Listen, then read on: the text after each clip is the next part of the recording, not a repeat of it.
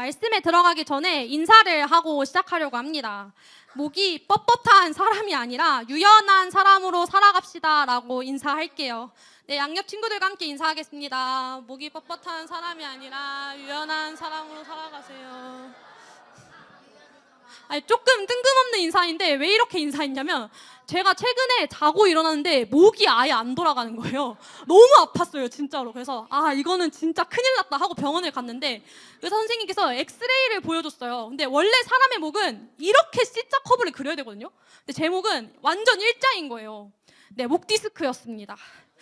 네, 엄청 아파요, 여러분. 여러분은 공부할 때 틈틈이 스트레칭을 해서 꼭 목이 유연한 사람으로 살아가기를 바랍니다. 그런데 이렇게 목이 뻣뻣한 사람이 저뿐만은 아니었어요.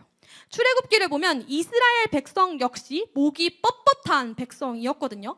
한번 읽어볼게요. 시작!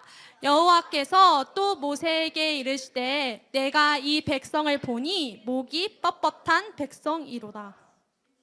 읽은 것과 같이 성경에서는 이스라엘 백성을 목이 뻣뻣한 백성이다 라고 이야기하고 있습니다. 이 목이 뻣뻣하다는 것은 진짜로 목이 유연하지 않았다 이런 이야기가 아니라 고집이 세다라는 의미입니다.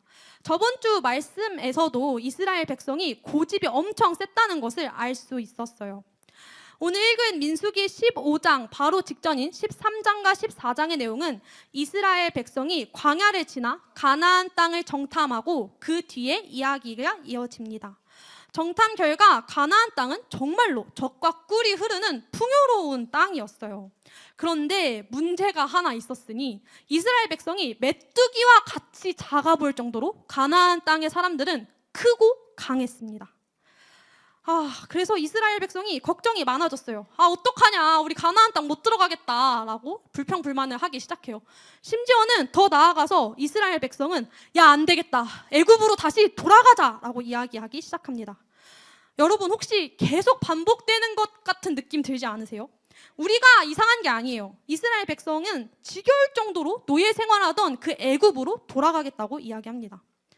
최근에 이런 짤을 봤어요. 홍진경 씨가 한국사를 공부하는데 지금 신라가 또 백제를 배신했어. 얘네 너무 지겹다 라고 말하는 짤을 봤는데, 근데 민수기가 그래요. 이스라엘 백성 또 애굽으로 돌아간대. 너무 지겹다 얘네. 이스라엘 백성이 애굽으로 돌아가겠다고 하자 하나님께서 모세와 아론에게 이렇게 말씀하세요. 20살이 넘은 사람 중 하나님을 원망한 사람은 가나안 땅에 들어갈 수 없다.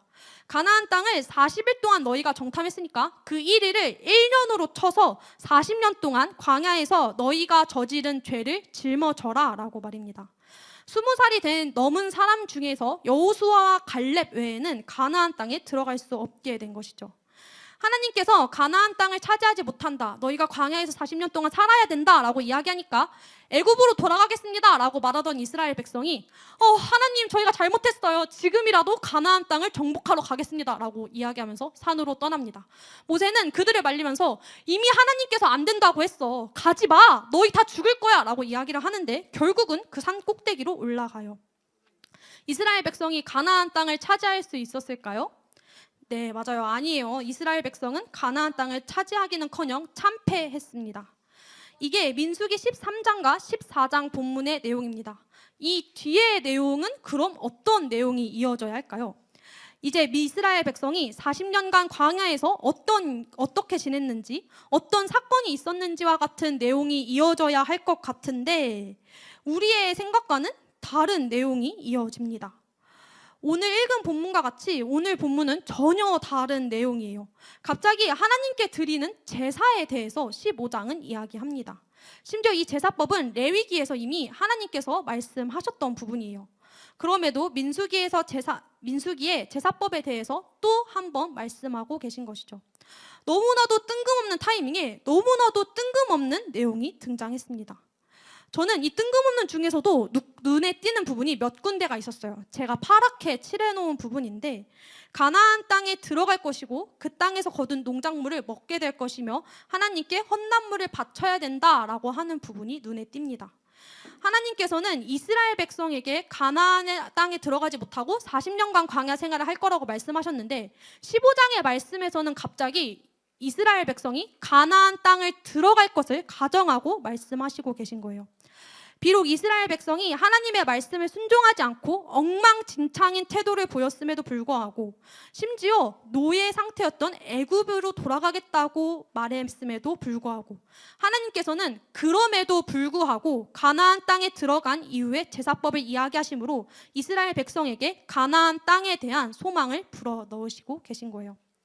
가나안 땅에 들어간 것을 참패하고 실패한 이스라엘 백성에게 포기해라. 너희에게 남은 것은 40년간의 광야뿐이다. 너희는 이제 죽었다. 라고 말씀하시지 않으시고 되려 가나안 땅에 대한 소망을 이야기하십니다. 하나님께서는 이스라엘 백성에게 너희 자손은 그럼에도 결국 가나안 땅에 들어갈 것이다. 가나안 땅에서 농사를 짓고 그 농작물로 나에게 제사를 드릴 것이다. 라고 말씀하신 것입니다. 그런데 이 제사, 사실 대한민국이 유교 국가여서 구약의 제사에 대해서 하는 흔히 오해가 한 가지 있어요. 제사는 동물을 바침으로써 하나님의 마음에 환심을 사서 하나님께 용서를 구한다. 하나님의 마음을 달래는 방법이다 라고 생각하는 거예요. 그런데 이런 오해와 다르게 제사는 이스라엘 백성과 하나님 사이의 언약과 관련이 되어 있는 행위입니다. 왜냐하면 제사는 이스라엘의 죄를 없애실 수 있는 유일한 존재이신 하나님께서 자비로우시다는 것을 인정하면서 드리는 행위이기 때문입니다. 즉 제사는 동물의 고기로 환심을 사는 방법이 아니라 이스라엘 백성과 하나님 사이의 언약을 확인하고 하나님의 은혜를 공개적으로 인정하는 행위였던 것이죠. 우리가 예배를 통해 하나님과 더욱 깊이 교제하고 하나님과의 만남의 자리로 나아가는 것처럼 구약시대의 이스라엘 백성들도 제사를 통해 하나님의 임재와 은혜 안에 거하며 하나님과의 관계를 확인했습니다. 이쯤 되니까 한 가지 질문이 떠올라요. 하나님께서는 가나안 땅에 대한 소망을 왜 그 복잡한 제사법을 통해서 말씀하셨을까요? 저는 개인적으로 이 본문을 묵상했을 때 하나님께서 가나안 땅에 드려질 제사법을 말씀하심으로써 이스라엘 백성이 결국 가나안 땅에 밟게 될 것이다 라는 희망을 불어넣으셨을 뿐만 아니라 더 나아가 가나안 땅에서도 지속되는 하나님과의 관계에 대해서 말씀하셨다라고 생각합니다. 만약에 이스라엘 백성이 가나안 땅에 들어가는 순간 하나님께서 자 이제 계약 종료입니다. 와 너네 진짜 말 지질이 안 듣는다. 저는 떠나겠습니다. 라고 말씀하시지 않으셨다는 것이죠. 가나안 땅에 들어가고도 이스라엘 백성과의 관계에 대해서 제사법을 통해 말씀하셨습니다. 민수기 15장을 이스라엘 백성의 시점에서 요약한다면 이렇게 요약할 수 있을 것 같아요. 우리는 가나안 땅에 들어가게 될 것이다. 그리고 가나안 땅에서 우리가 그 땅으로 농사를 지어 그 농작물로 하나님께 제사를 드릴 것이다. 하나님은 우리와 함께 하신다라고 말입니다. 근데 조금 솔직하게 이야기해보고 싶어요. 이스라엘 백성이 가나안 땅에 들어가고 더 나아가 가나안 땅에서 하나님과 관계를 맺을 만한 자격이 있는 민족인가요? 그들이 그런 자격이 있을까요? 우리가 확인했듯 이때까지 이스라엘 백성의 모습은 정말이지 엉망진창 그 자체예요. 청개구리라는 표현 이외에는 이 이스라엘 백성을 표현할 수 있는 다른 단어가 떠오르지 않을 정도입니다. 이스라엘 백성은 항상 하나님의 말씀과는 정반대로 행동해왔어요. 광야에서 인도해서 가나안 땅으로 정탐을 보냈더니만 그 땅에 못 들어갈 것 같아요. 너무 어려울 것 같아요. 라고 들어가지 않겠다고 하니 심지어는 하나님께서 사랑하시면 그 땅으로 들여보낼 것이다 라고 말하던 갈렙은 돌로 쳐서 죽이려고 시도까지 했었어요. 그리고 이제서 와서 가나안 땅에 너희 못 들어가. 광야에서 40년 동안 살아야 돼 라고 이야기하니까 하나님 잘못했어요. 가나안 땅으로 들어갈게요 라고 이야기합니다. 진짜 이스라엘 민족은 청개구리 그 자체예요. 이런 이스라엘 백성의 행동을 두고 따지면 얘네는 정말이지 절대 네버 가나안 땅에 들어갈 수 없습니다. 심지어 이스라엘의 모습은 하나님의 백성의 모습에 가깝기보다는 오히려 애굽의 노예에 더 가까운 모습이에요. 그러니 계속 노예 생활을 하던 애굽으로 돌아가겠다. 애굽 생활이 더 나았다 등과 같은 말을 하는 거겠죠. 이스라엘 백성은 가나안 땅에 들어가는 것도 그 땅에 함께 하시는 하나님과 함께하는 것도 그 무엇도 당당하게 요구할 수 없었습니다. 우리는 이미 이스라엘 백성이 가나안 땅에 들어갈 자격도 그 땅에서 하나님과 함께할 수 있는 자격도 없음을 알고 있어요. 그러나 하나님께서는 우리의 이런 예상을 뒤집고 이스라엘 백성에게 가나안 땅에 대한 소망을 불어넣고 그 땅에서도 함께하실 것을 말씀하십니다. 이제 하나님께서 가나안 땅에 대한 소망을 말씀하셨으니까 이스라엘 백성이 애굽에 대해서 더 이상 불평불만을 하면 안 될 것 같은데, 얘네들은 한결같이 꿋꿋하게 애굽이 더 나았다라고 이야기합니다. 이스라엘 백성은 왜 그렇게도 애굽의 생활이 더 나았다, 돌아가고 싶다라고 불평불만을 이야기하는 걸까요? 이스라엘 백성이 다른 민족보다 유독 악해서, 유독 얘네들이 못나서 하나님께 애굽으로 돌아가겠다라고 이야기하는 걸까요? 저는 그렇게 생각하지 않습니다. 이스라엘 백성은 유독 악해서 하나님을 원망하고 광야에서 생활에 대해서 불평한 게 아니라 본인들이 생각했던 삶과 너무 달랐던 거예요. 이때까지 이스라엘 민족은 가나안 땅이 아니라 애굽 땅에서 노예로 살아왔었어요. 자유인으로 살았던 적이 단 한 번도 없던 민족입니다.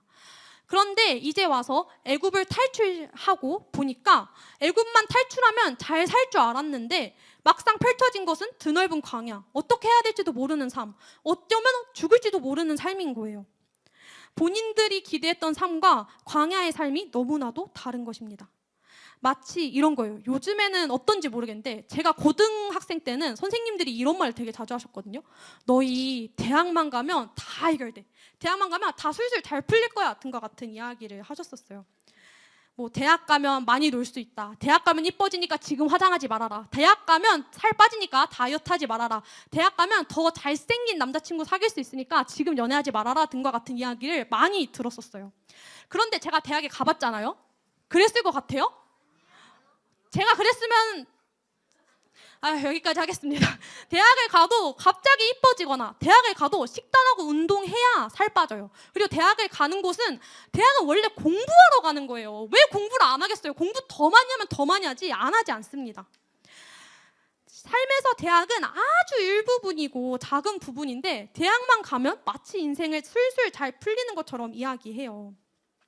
마치 대학을 잘 가면 인생이 술술 풀리는 것을 기대하는 사람들처럼 이스라엘 백성은 애굽만 탈출하면 잘 살고 잘 먹을 것을 기대했을 거예요. 하지만 광야의 생활은 녹록지 않았습니다. 자신들의 기대와 다르게 광야의 생활은 너무나도 어려웠어요. 먹을 것도 없고 언제 죽을지도 모르고 잘 먹고 잘 사는 삶과는 광야에서의 삶이 너무나도 달랐습니다. 하나님께서는 이런 이스라엘 백성에게 너희 이렇게 살면 안 돼. 나와 함께 가자라고 끊임없이 이야기하지만 이스라엘 백성은 아니요, 저희는 애굽으로 돌아갈게요. 아니요, 저희는 이렇게 못 살겠어요 라고 이야기합니다. 즉 이스라엘 백성은 본인들이 생각하는 삶과 실제 삶이 다를 때마다 하나님을 원망했던 것입니다. 구약에는 본인이 기대한 삶과 다른 현실 앞에서 원망을 하던 이스라엘 백성이 있었더라면 신약에는 자신들이 바라던 왕의 모습과 달라 예수님의 모습에 결국 예수님을 십자가에 못 박은 군중들이 있습니다. 오늘은 종려주일이에요. 이 종려주일은 예수님께서 우리의 죄를 담당하시기 위해 십자가를 지시고자 예루살렘에 입성한 날입니다. 예수님이 나귀를 타고 예루살렘에 들어오실 때 사람들은 겉옷을 길에 펴고 종려나무를 흔들면서 이렇게 외쳤어요. 호산나 다윗의 자손이여 찬송하리로다 라고 이야기했습니다. 하지만 사람들이 기대했던 예수님의 모습은 십자가에 달리시는 그 모습이 아니었어요. 사람들은 로마의 압제로부터 자신들을 해방시켜줄 독립적인 왕, 정치적인 왕, 독립을 이루어줄 지도자를 원했습니다. 예수님께서는 3차례에 걸쳐서 고발당하시지만 빌라도는 그때마다 예수님의 죄를 찾을 수 없다고 말합니다. 그럼에도 군중들은 소리 높여 예수님을 십자가에 못 박으라고 요구할 뿐만 아니라 더 나아가서는 폭동과 살인을 저지른 바라바를 풀어달라고 외칩니다. 빌라도는 결국 그들의 요구를 들러주고 예수님께서는 십자가에 달리셔서 우리의 죄를 담당하셨습니다. 예수님께서 십자가에 달리실 때 종려나무 가지를 흔들며 호산나 다윗의 자손이여 찬송하리로다 라고 찬양하던 사람들은 모습을 찾아볼 수 없었습니다. 종려나무 가지를 흔들던 사람들은 예수님께 헛된 기대를 품었고 그 모습과 다르게 예수님께서 십자가에 못 박히자 그들은 자취를 감춘 것입니다. 그럼에도 불구하고 예수님께서는 그 사람들의 죄까지도 껴안고 십자가를 지셨습니다. 예수님께서 숨을 거두신 그 순간에 휘장의 한 가운데가 찢어졌습니다. 이 휘장은 하나님께서 임재하시는 지성소와 사람 사이를 가로막고 있던 장막이었습니다. 이 지성소는 대제사장만이 1년에 단 한 번 백성의 죄를 속죄하기 위해 하나님의 임재를 느낀 자리였어요. 그러나 이제 예수님께서 온전한 어린 양의 제물이 되어 모든 죄악을 끌어안고 죽으심으로 하나님과 사람을 가로막은 휘장이 찢어졌습니다. 그렇기에 우리는 대제사장이 아니어도 제사를 드리지 않아도 하나님과 직접 교제할 수 있게 되었습니다. 친제누리 친구들, 우리가 원하는 하나님의 모습은 어떤 모습인가요? 시험을 잘 보게 해주시는 하나님, 나의 평안을 빌어주시는 하나님 등등 우리는 하나님께 많은 기대를 품고 살아갑니다. 그런데 이런 우리의 기대가 나의 소망과 나의 삶과 부딪힐 때 우리는 쉽게 하나님께 실망하고 하나님을 원망합니다. 마치 본인이 기대한 삶과 다른 현실 앞에서 하나님을 원망하던 이스라엘 백성처럼, 그리고 예수님이 자신들이 바라던 왕이 아니자 십자가에 못 박히시자 자취를 감춘 그 종려나무를 흔들던 사람들처럼 말입니다. 자격을 따지자면 우리 역시 하나님과 교제할 수 없는 사람들입니다. 하나님께 헛된 소망을 품는 우리의 죄악된 모습이, 그리스도인으로 살아가는데 늘 실패하고 죄를 저지르는 우리의 모습이 우리가 하나님과 교제할 자격이 없는 사람임을 증명합니다. 그럼에도 불구하고 하나님께서는 이스라엘 백성에게 가나안 땅에 대한 소망을 불어넣으셨고 그 땅에서도 함께 하시는 하나님과의 관계에 대해 말씀하십니다. 더 나아가 예수님께서는 자격 없는 우리 죄를 담당하시고 십자가를 지심으로 하나님과의 직접적인 관계의 자리로 초대하셨습니다. 하나님께서는 자격을 따지지 않으시고 우리를 그 교제의 자리로 끊임없이 부르십니다. 매일같이 실패하는 이스라엘 백성에게도 헛된 소망으로 예수님을 십자가에 못 박은 사람들에게도 자격을 따지지 않으시고 나와의 관계로 나와오라, 나와 함께 하자라고 말씀하십니다. 그리고 오늘날 우리에게도 그 자격을 따지지 않으시고 하나님과의 관계로 초청하십니다. 사랑하는 친즈누리 친구들, 그리고 쌤들, 자격 없는 우리에게 주어진 것은 하나님과의 관계, 교제입니다. 이 예배의 자리 가운데 여러분은 어떤 마음을 가지고 나오셨나요? 괜히 예배를 드리지 않으면 찝찝한 마음에 가지고 나오셨나요? 아니면 예배를 드리고 싶지 않은데 부모님께 이끌려 나오셨나요? 어떤 마음을 가지고 나오셨건 하나님께서는 지금 이 시간 여러분과 교제하시길 원합니다. 하나님과의 교제를 위해 잠시 내가 가졌던 마음은 내려놓고 예배 시간, 일주일에 이 한 시간만큼은 하나님과의 교제에 집중하는 여러분 되기를 원합니다. 그리고 더 나아가서 이번 한 주간 죽기까지 자격 없는 우리와의 관계를 포기하지 않으셨던 예수님과 같이 우리 역시 하나님과의 관계를 포기하지 않는 삶이 되기를 소망합니다.